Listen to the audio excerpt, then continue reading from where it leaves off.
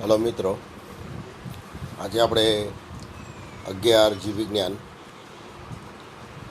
પ્રકરણ નંબર 6 એમાં સ્થાયી પેશી અને તેના પ્રકારો વિશે શીખીશું.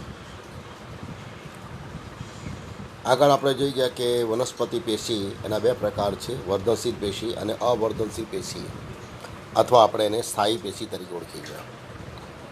વર્ધનશીલ પેશીના કોષો વિભાજનની ક્ષમતા ધરાવે છે અને એ વિભાજન પામીને નવા કોષોનું સર્જન કરે છે. નવા સર્જાયેલા કોષો રચના અને કાર્યની દ્રષ્ટિએ વિશિષ્ટીકરણ પામીને વિભાજનની ક્ષમતા ગુમાવે છે અને આવા કોષો ભેગા મળીને, જે કોષો વિભાજનની ક્ષમતા ગુમાવી ચૂકેલા હોય તેવા કોષો ભેગા મળીને જે પેશી બનાવે એને સ્થાયી પેશી તરીકે ઓળખવામાં આવે છે. એટલે આપણે ટૂંકમાં એમ કહીશું કે જે પેશીના કોષો વિભાજનની ક્ષમતા ધરાવતા નથી અને વિકાસની દ્રષ્ટિએ સ્થાયી બની ગયા હોય તેને સ્થાયી પેશી તરીકે ઓળખવામાં આવે છે. આગળ આપણે પેશી તંત્ર આયોજન જોઈ ગયા અને એમાં સ્થાયી પેશીના મુખ્ય બે પ્રકાર જોઈ ગયા. એક સરળ સ્થાયી પેશી અને બીજું જટિલ સ્થાયી પેશી. સરળ સ્થાયી પેશી જોઈ ગયા કે તેમાં જે સ્થાયી પેશીનું સર્જન કરતા એક જ પ્રકારના કોષો ભેગા મળીને સ્થાયી પેશીનું સર્જન કરતા હોય તો તેવી સ્થાયી પેશીને સરળ સ્થાયી પેશી કહે છે. એટલે એક જ પ્રકારના કોષો ભેગા મળીને સ્થાયી પેશીનું સર્જન કરતા હોય તે સ્થાયી પેશીને સરળ સ્થાયી પેશી તરીકે ઓળખવામાં આવે છે. અને જટિલ સ્થાયી પેશી વિશે જોઈએ આપણે તો એક કરતાં વધુ પ્રકારના કોષો સાથે ભેગા મળી કોઈ વિશિષ્ટ કાર્ય માટે અનુકૂલિત થયા હોય. એક કરતાં વધુ પ્રકારના કોષો ભેગા મળી કોઈ વિશિષ્ટ કાર્ય માટે અનુકૂલિત થયા હોય તો તેવી સ્થાયી પેશીને જટિલ સ્થાયી પેશી કહે છે. અને આપણે જટિલ સ્થાયી પેશીના ઉદાહરણમાં વહનના કાર્ય સાથે સંકળાયેલી કેટલીક પેશીઓ જોઈ ગયા, જેમાં ક્ષાર અને પાણીનું ઉર્ધ્વ દિશામાં વહન કરતી જલવાહક પેશી અને પર્ણો દ્વારા તૈયાર થયેલા ખોરાકનું વનસ્પતિના અન્ય ભાગો તરફ વહન કરતી અનવાહક પેશી. તો જલવાહક પેશી અને અનવાહક પેશી એ જટિલ સ્થાયી પેશીના ઉદાહરણ છે. આ સ્થાયી પેશીના પ્રકાર પૈકી આજે આપણે શીખીશું સરળ સ્થાયી પેશી.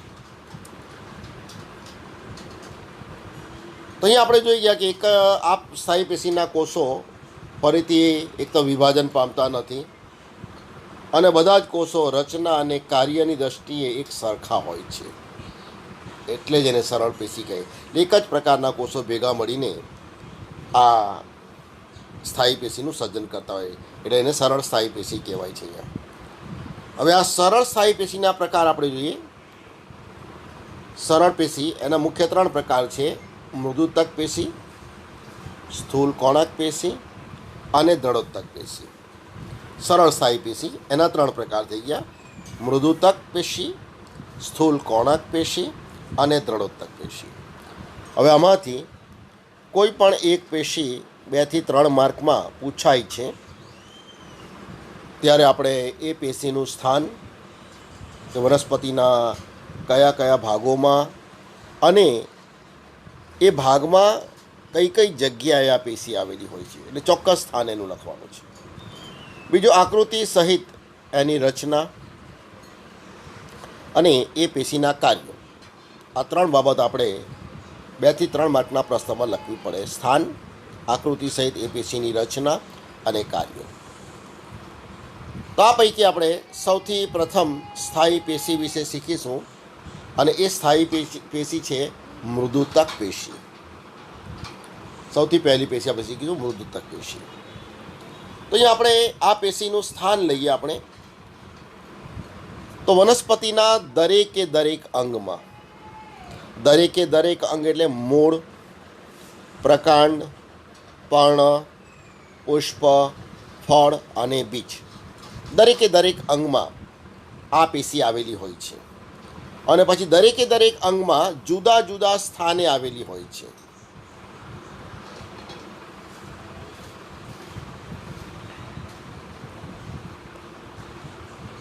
દાખલા તરીકે આપણે જોઈએ, અંગનો આપણે આડો છેદ લઈએ તો સૌથી બહાર આવેલું જે સ્તર છે એને અધિસ્તર તરીકે ઓળખવામાં આવે છે. અધિસ્તરમાં પણ આ પેશી આવેલી છે. અંદર આવેલું સ્તર, આ રીતે સૂર્યમુખીનો પ્રકાર લઈએ તો અંતઃસ્તર, એમાં પણ આવેલી હોય છે. અંતઃસ્તરની બહારનો આ જે વિસ્તાર છે એને આપણે કહીશું બહારનો વિસ્તાર, એટલે બાહ્યકનો વિસ્તાર. બાહ્યકના વિસ્તારમાં પણ આવેલી છે. અને અંતઃસ્તરથી ઘેરાયેલો આ વચ્ચેનો જે વિસ્તાર છે એને મધ્યરમ કહીશું.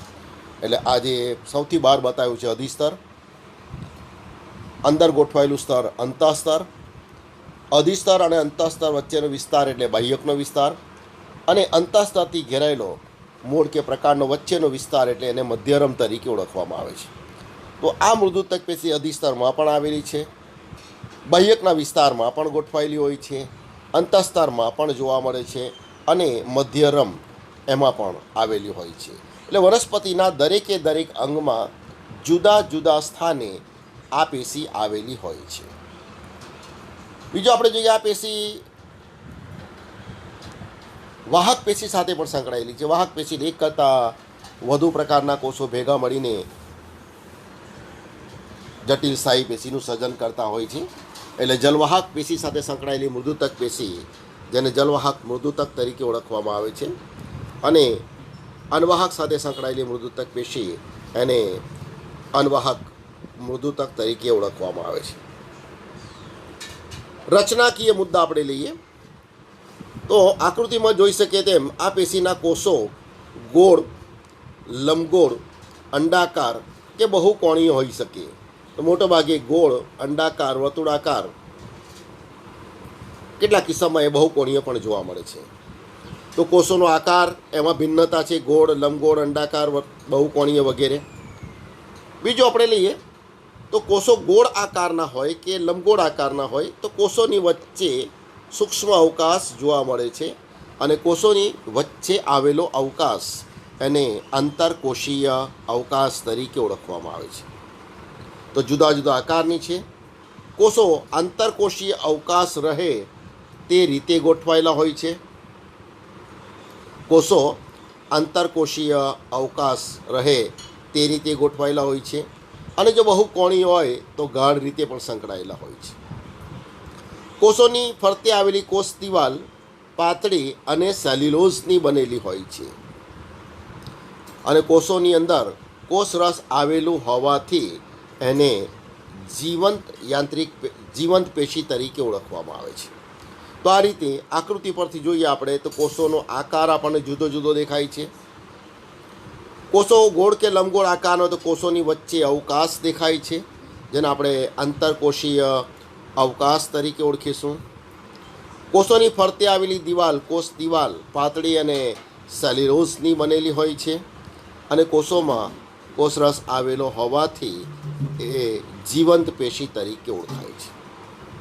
તો આ રીતે એના રચનાકીય મુદ્દા આપણે આકૃતિ પરથી યાદ કરી શકીએ. પહેલાં બાહ્ય રચના પરથી આકાર અને અંતરકોષીય અવકાશ, પછી કોષ દિવાલ, તો કોષ દિવાલ પાતળી અને સેલ્યુલોઝની બનેલી છે, અને કોઈ વિશિષ્ટ પ્રકારનું સ્થૂલન એમાં આવેલું હોતું નથી. એટલે કોષ દિવાલમાં બે મુદ્દા લખવાના છે. દિવાલ પાતળી અને સેલ્યુલોઝની બનેલી છે, અને કોઈ પણ પ્રકારનું સ્થૂલન એમાં જોવા મળતું નથી. અને કોષની અંદર આપણે લઈએ તો જીવંત છે, કોષરસ છે એટલે જીવંત છે. હવે આ પેશીના કાર્યો આપણે જોઈએ. મહત્ત્વ તો કાર્ય, તો આ પેશી જુદા જુદા સ્થાને આવેલી છે, તો સ્થાન પ્રમાણે એના વિવિધ કાર્યો છે. જેવી કે અધિસ્તરમાં આવેલી હોય તો આ પેશી રક્ષણાત્મક કાર્ય કરે છે. બાહ્યકના વિસ્તારમાં આવેલી હોય તો પૂરણ પેશી તરીકે કાર્ય કરે છે. બાહ્યકના વિસ્તારમાં સૂર્યમુખીનો આપણે જો પ્રકાંડ લઈએ તેમાં રાડ વાહિની જોવા મળે છે, જેમાંથી રાડ સ્ત્રવે છે, જે પ્રકારને મજબૂતી અને ટકાઉપણું બક્ષે છે, એટલે સ્રાવી કાર્ય પણ કરે છે. એ ઉપરાંત જલવાહક અને અનવાહક પેશી સાથે સંકળાયેલી મૃદુતક પેશી હોય તો કેટલાક દ્રવ્યનો એ સંગ્રહ પણ કરે છે, એટલે દ્રવ્યના સંગ્રહ સાથે પણ સંકળાયેલી છે. અને જો મૃદુતક પેશીના કોષો હરિત કણો ધરાવતા હોય ત્યારે એને હરિત કણોત્તક પેશી તરીકે ઓળખવામાં આવે છે. અને ત્યારે એનું કાર્ય છે પ્રકાશ સંશ્લેષણનું. અને મૃદુતકના કોષો જો છૂટાછવાયા ગોઠવાયા હોય અને અંતરકોષીય અવકાશની જગ્યાએ એમાં વાયુ કોટરો જોવા મળે કે જેમાં વાયુ રહેલો હોય ત્યારે વાયુતક પેશી તરીકે ઓળખાય છે. અને ખાસ કરીને પાણીમાં ઉગતી જે જલજ વનસ્પતિઓ છે એમાં આ પ્રકારે મૃદુતકના કોષો ગોઠવાયેલા હોય છે, વચ્ચે વાયુ કોટર હોય, એટલે વાયુ કોટર ધરાવતી મૃદુતક પેશી અને વાયુતક પેશી તરીકે ઓળખવામાં આવે છે. ત્યારે એ જલજ વનસ્પતિને તારકતા બક્ષે છે, એટલે કે જલજ વનસ્પતિને પાણીની સપાટી પર તરતી રાખવાનું કાર્ય કરે છે. તો આ રીતે મૃદુતક પેશી એના સ્થાન પ્રમાણે કાર્ય છે. ફરી જોઈ લઈએ આપણે. અધિસ્તરમાં આવેલી હોય તો રક્ષણાત્મક કાર્ય કરે છે. મૂળના અધિસ્તરમાં આવેલી પેશી શોષણનું કાર્ય પણ કરે છે. બાહ્યકના વિસ્તારમાં આવેલી પેશી પૂરણ પેશી તરીકે આધાર આપવાનું કાર્ય કરે છે. બાહ્યકના વિસ્તારમાં જ સૂર્યમુખીમાં રાડ વાહિની આવેલી હોય જે સ્ત્રાવી કાર્ય કરે છે. જલવાહક અને અનવાહક સાથે સંકળાયેલી મૃદુતક પેશી કેટલાક ચોક્કસ દ્રવ્યનો સંગ્રહ કરે છે, જે આપણે વાહક પેશી સાથે શીખીશું. અને રૂપાંતરિત મૃદુતક પેશીઓમાં જો હરિત કણો ધરાવતી હોય તો પ્રકાશ સંશ્લેષણ અને વાયુ કોટર ધરાવતી હોય તો જલજ વનસ્પતિને તારકતા બક્ષવાનું પણ કાર્ય કરે છે. તો આ રીતે મૃદુતક પેશી જો 2 કે 3 માર્કમાં પૂછાય તો આપણે પહેલાં સ્થાન, આકૃતિ સહિત રચના અને કાર્ય. આકૃતિની અંદર આ જે કોષો છે તે આપણે દર્શાવી દેવાના મૃદુતકીય કોષો.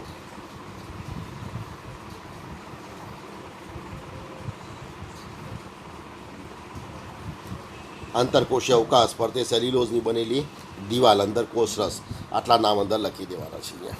આ થઈ ગઈ મૃદુતક પેશી.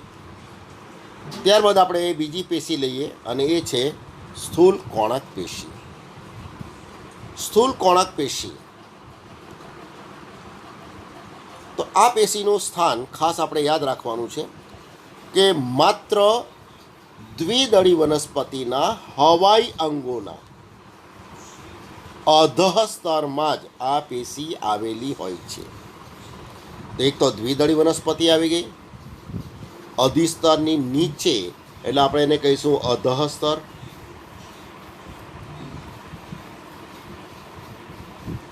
અધઃ સ્તરમાં પેશી આવેલી છે.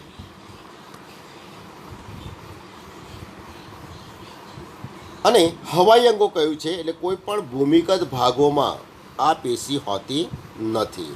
અને દ્વિદળી કયું છે એટલે એક દળી વનસ્પતિમાં પણ આ પેશી હોતી નથી. એટલે આ રીતે આપણે સ્થાન લઈએ સ્થૂલ કોણક પેશીનું તો માત્ર દ્વિદળી વનસ્પતિમાં એટલે એક દળીમાં હોતી નથી, હવાઈ અંગોમાં એટલે ભૂમિગત ભાગોમાં હોતી નથી, અને અધિસ્તરની નીચે જે સ્તર આવે તેને અધસ્તર કહેવાય, અધસ્તરમાં જ હોય છે અહીંયા. તો માત્ર દ્વિદળી વનસ્પતિના હવાઈ અંગોના અધસ્તરમાં જ આ પેશી આવેલી હોય છે.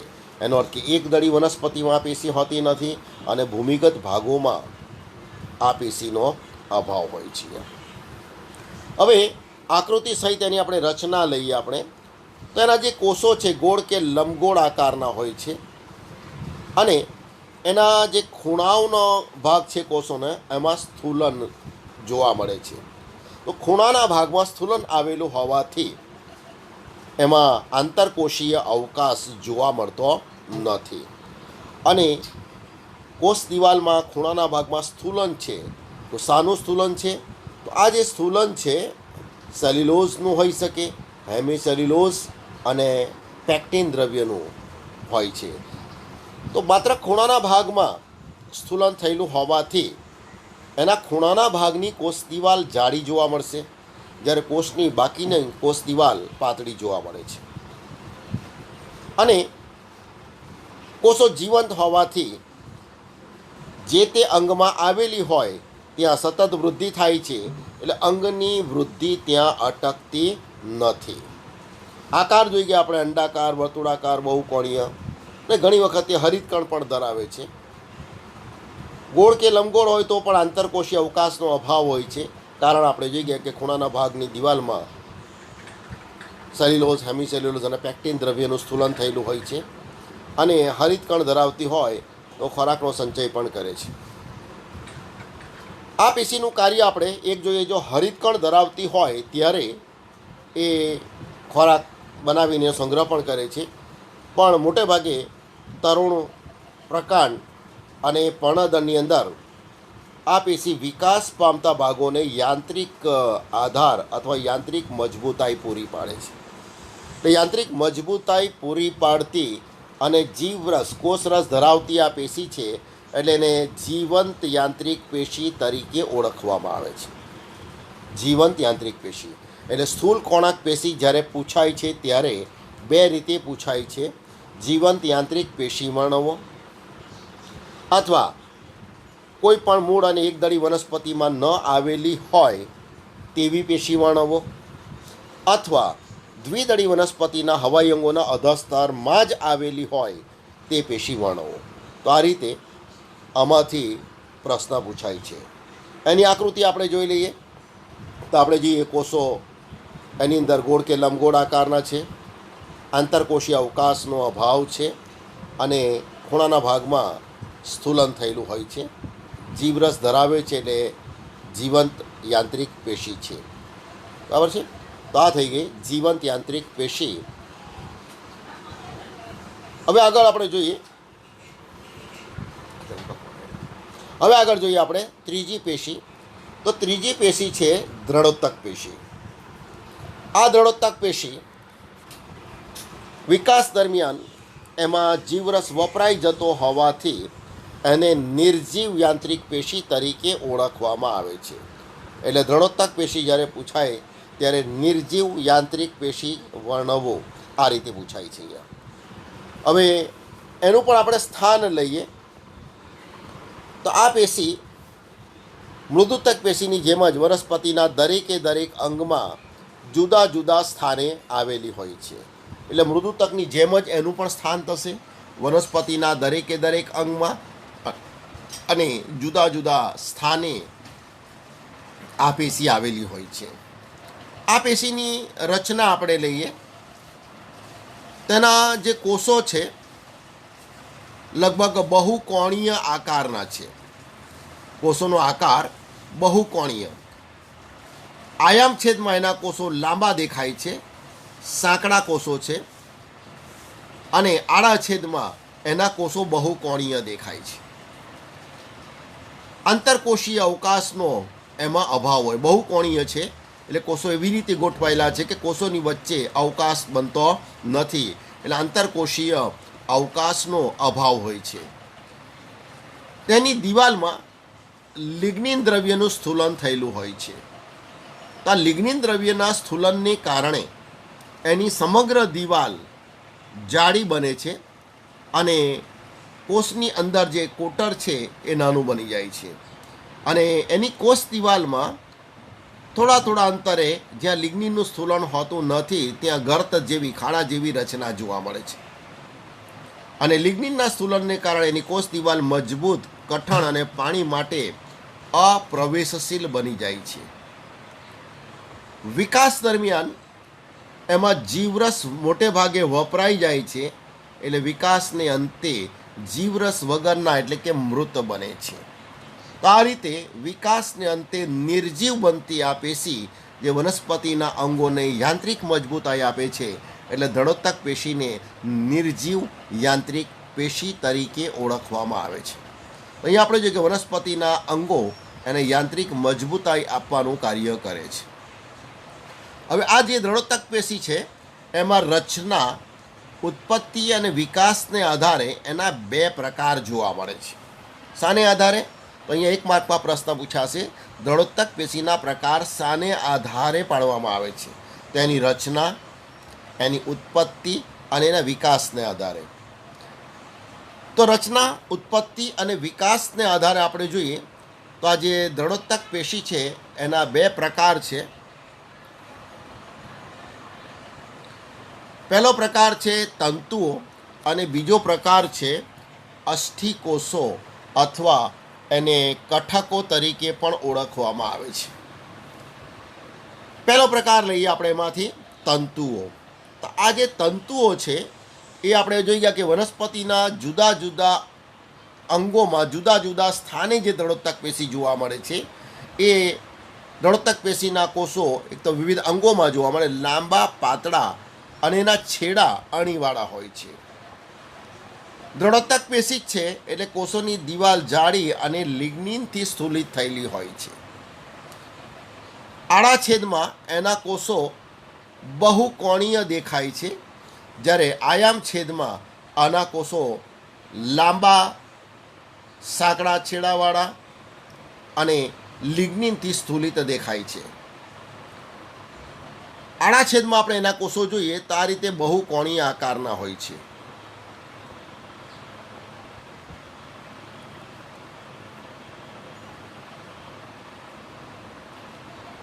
આ રીતે બહુકોણીય આકારના કોષો છે એટલે અવકાશ હોતો નથી અને એની સમગ્ર દિવાલમાં લિગ્નિનનું સ્થૂલન થયેલું છે અને લિગ્નિનના સ્થૂલનને કારણે એની સમગ્ર દિવાલ જાડી જોવા મળે છે અને એમાં થોડા થોડા અંતરે ગર્ત જેવી રચનાઓ જોવા મળે છે.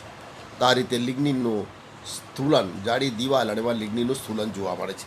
તો આ જે TS ટ્રાન્સવર્સ સેક્શન અથવા આડો છેદ જેને કહીશું આપણે, આડા છેદમાં એના કોષો બહુકોણીય દેખાય છે અને એનું કોષ કોટર છે, જીવરસ વપરાઈ જાય છે, લિગ્નિનના સ્થૂલનને કારણે દિવાલ જાડી બને એટલે કોષ કોટર સાંકડું હોય અને આ LS એટલે આયામ છેદમાં એના કોષો આપણે જોઈ ગયા.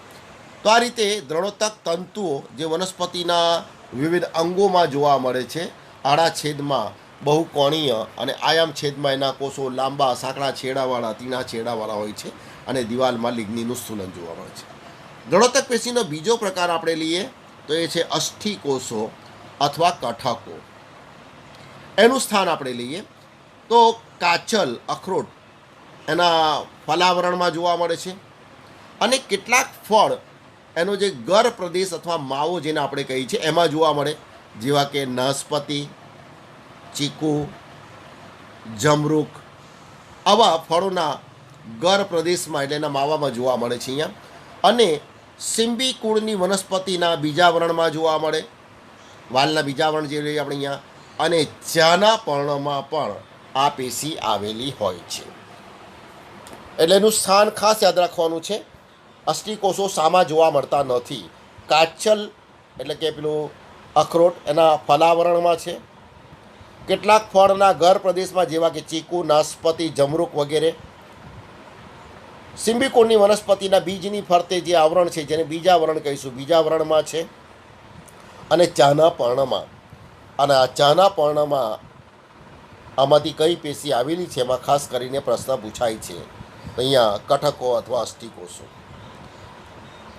એના કોષો લઈએ આપણે, આકાર લઈએ તો એના કોષો ગોળ આકાર, અંડાકાર અને એની દિવાલમાં પણ લિગ્નિનનું સ્થૂલન જોવા મળે છે અને આ લિગ્નિનનું સ્થૂલન એની વચ્ચે સ્થૂલન વગરના ગર્ત જેવી રચના જોવા મળે છે અને વચ્ચે કોષ કોટર અથવા અવકાશ ખૂબ સાંકડું હોય છે અને લિગ્નિનના સ્થૂલનને કારણે એની દિવાલ જાડી હોય છે.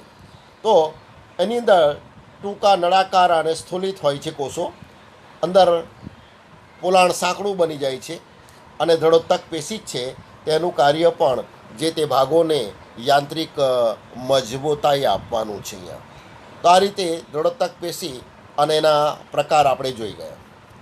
તો હવે અહીંયા પૂછાશે નિર્જીવ યાંત્રિક પેશી વર્ણવો. એટલે જીવંત યાંત્રિક પેશી એટલે સ્થૂલકોણક પેશી છે અને નિર્જીવ યાંત્રિક પેશી એટલે દ્રઢોત્તક પેશી છે. તો આ રીતે 2 કે 3 માર્કના પ્રશ્નોમાં જ્યારે આ પેશીઓ પૂછાય, ખાસ કરીને નિર્જીવ યાંત્રિક પેશી દ્રઢોત્તક અને જીવંત યાંત્રિક પેશી એટલે સ્થૂલકોણક, ત્યારે આપણે સ્થાન, આકૃતિ સહિત એની રચના અને એના કાર્યો વિશે લખવાનું હોય છે. હવે 2 માર્કમાં એક બીજો પ્રશ્ન પૂછાય છે, તફાવત લખો. અને આ તફાવત પૂછાય છે જીવંત યાંત્રિક પેશી અને નિર્જીવ યાંત્રિક પેશી. તફાવત પૂછાય છે જીવંત યાંત્રિક પેશી અને નિર્જીવ યાંત્રિક પેશી. આ તફાવત જોઈએ તો નોંધી લેજો વ્યવસ્થિત, હું બોલતો જાઉં છું એક પછી એક. પહેલાં આપણે જીવંત યાંત્રિક પેશી લઈશું અને સામે નિર્જીવ યાંત્રિક પેશી લઈશું આપણે. તો પહેલો તફાવત કોષોના આકારમાં લઈએ તો આપણે જોઈ ગયા કે જીવંત યાંત્રિક પેશી એટલે સ્થૂળ કોણાક પેશીના કોષો ગોળ કે લંબગોળ આકારના હોય છે, જ્યારે નિર્જીવ યાંત્રિક પેશીના કોષો બહુકોણીય આકારના હોય છે. આકાર પરથી પહેલો તફાવત થઈ ગયો. બીજો તફાવત એમાં આવેલા સ્થૂલનમાં લઈએ તો જીવંત યાંત્રિક પેશીમાં કયા દ્રવ્યનું સ્થૂલન હોય છે, નિર્જીવ યાંત્રિક પેશીમાં કયા દ્રવ્યનું સ્થૂલન હોય છે. તો જીવંત યાંત્રિક પેશીમાં સેલ્યુલોઝ, હેમિસેલ્યુલોઝ અને પેક્ટિન દ્રવ્યનું સ્થૂલન થયેલું હોય છે, જ્યારે નિર્જીવ યાંત્રિક પેશીમાં લિગ્નિન દ્રવ્યનું સ્થૂલન થયેલું હોય છે. એટલે સ્થૂલન કયા દ્રવ્યનું છે તેમાં તફાવત છે. ત્રીજો તફાવત આપણે લઈએ, આ સ્થૂલન કયા ભાગમાં થયેલું છે. તો આપણે જોઈએ જે જીવંત યાંત્રિક પેશી સ્થૂળ કોણાક પેશી છે એમાં માત્ર ને માત્ર કોષોના ખૂણાના ભાગની દિવાલમાં સ્થૂલન થયેલું હોય છે. એટલે માત્ર ખૂણાના ભાગની કોષ દિવાલ જાડી, જ્યારે કોષોની બાકીની કોષ દિવાલ પાતળી હોય છે. જ્યારે નિર્જીવ યાંત્રિક પેશીમાં એની સમગ્ર દિવાલમાં લિગ્નિનનું સ્થૂલન થયેલું હોય છે, એટલે સમગ્ર દિવાલ જાડી અને મજબૂત બને છે. જીવરસની બાબતમાં લઈએ આપણે એના પછીનો તફાવત. તો જીવંત યાંત્રિક પેશીમાં જીવરસ આવેલો હોય છે એટલે જીવંત પેશી છે, જ્યારે નિર્જીવ યાંત્રિક પેશીમાં વિકાસ દરમિયાન જીવરસ વપરાઈ જતો હોવાથી વિકાસને અંતે એ નિર્જીવ બની જાય છે. દ્રઢોત્તક પેશીમાં તંતુ અને કઠોકો જેવા એના પ્રકાર પડે છે, સ્થૂળ કોણાક પેશીમાં આવા પ્રકાર પડતા નથી. અને કાર્યની દ્રષ્ટિએ આપણે લઈએ તો જીવંત યાંત્રિક જે પેશી છે એ વનસ્પતિના શાખીય અંગોને યાંત્રિક મજબૂતાઈ અને સ્થિતિ સ્થાપકતા બક્ષવાનું કાર્ય કરે છે, જ્યારે નિર્જીવ યાંત્રિક પેશી વનસ્પતિના અંગોને યાંત્રિક મજબૂતાઈ પૂરી પાડે છે. એ ઉપરાંત આપણે એનું સ્થાનમાં તફાવત લઈએ આપણે તો જીવંત યાંત્રિક પેશી માત્ર દ્વિદળી વનસ્પતિના હવાઈ અંગોના અધસ્તરમાં જ આવેલી હોય છે, જ્યારે નિર્જીવ યાંત્રિક પેશી વનસ્પતિના દરેકે દરેક અંગમાં જુદા જુદા સ્થાને આવેલી હોય છે. એના પછી લઈએ તો જીવંત યાંત્રિક પેશી કોઈ પણ મૂળમાં હોતી નથી, જ્યારે નિર્જીવ યાંત્રિક પેશી મૂળમાં પણ આવેલી હોય છે. તો આ રીતે જીવંત યાંત્રિક પેશી અને નિર્જીવ યાંત્રિક પેશી વચ્ચે 2 થી 3 માર્કમાં તફાવત પૂછાય તો પહેલો કોષના આકારમાં તફાવત છે, બીજો કોષમાં આવેલ સ્થૂલન કયા દ્રવ્યનું બનેલું છે એમાં તફાવત છે, ત્રીજું સ્થૂલન કોષોમાં કયા ભાગમાં થયેલું છે એમાં તફાવત છે, ચોથું એમાં જીવરસ આવેલો છે કે નહીં એટલે કે જીવંત છે કે નિર્જીવ છે એ તફાવત છે, પાંચમું એનું કાર્ય લઈ ગયા આપણે કે સ્થૂળ કોણાક પેશી યાંત્રિક મજબૂતાઈ ઉપરાંત સ્થિતિ સ્થાપકતા બક્ષવાનું કાર્ય કરે છે શાખી અંગોને, જ્યારે દ્રઢોત્તક પેશી યાંત્રિક મજબૂતાઈ આપે છે. છઠ્ઠું લઈએ તેના સ્થાન માત્ર દ્વિદળી વનસ્પતિના હવાઈ અંગોના અધસ્તરમાં હોય જીવંત યાંત્રિક પેશી, જ્યારે નિર્જીવ યાંત્રિક પેશી દરેકે દરેક અંગમાં જુદા જુદા સ્થાને છે. અને છઠ્ઠું તફાવત આગળ આપણે લઈએ તો કોઈ પણ મૂળમાં જીવંત યાંત્રિક પેશી હોતી નથી, જ્યારે નિર્જીવ યાંત્રિક પેશી મૂળમાં પણ આવેલી હોય છે. તો આ રીતે તફાવત સ્વરૂપે પણ આ પ્રશ્ન પૂછાય છે, એટલે તફાવત નોંધી લેવા વિનંતી છે. તો આજે આપણે આ જે પેશી જોઈ ગયા એ સરળ સ્થાયી પેશી અને તેના પ્રકારો વિશે જોઈ ગયા છે. Thank you all.